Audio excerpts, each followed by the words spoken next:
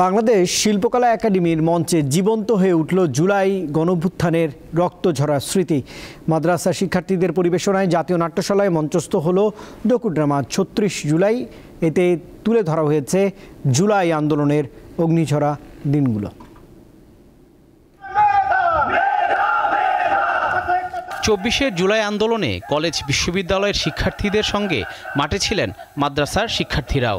সে সময় গুলি কেড়ে নিয়েছে অনেকের প্রাণ।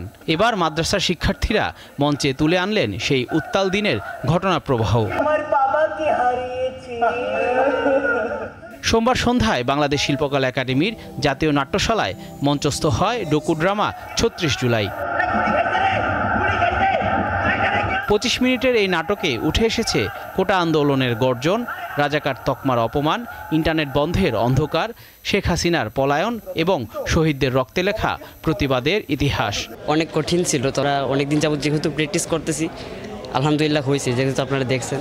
জুলাইয়ের যে ডে বাই ডে যে বিষয়গুলো আমরা দেখেছি সামনে থেকে, সেই বিষয়গুলো আমরা ফুটিয়ে তোলার চেষ্টা করছি আর কি। অনেকগুলো চ্যালেঞ্জের ভিতর দিয়ে আমাদেরকে যেতে হয়, কারণ মাদ্রাসা আমাদের অনেক রেস্ট্রিকশনও যেমন আছে, আমাদের লিমিটেশন আছে।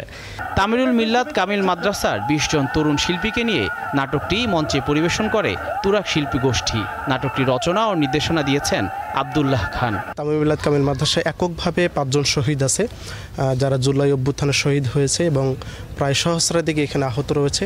শহীদরা আহতরা যেভাবে ভূমিকা রেখেছেন, আমরা নাট্য পরিচালনার মাধ্যমে, এই থিয়েটারের মাধ্যমে আমরা জাতির সামনে তুলে ধরেছি। শিল্পকলা একাডেমি বলছে ৩৬ জুলাই ডকুড্রামা নাট্যমঞ্চে এক নতুন দিগন্ত উন্মোচন করল।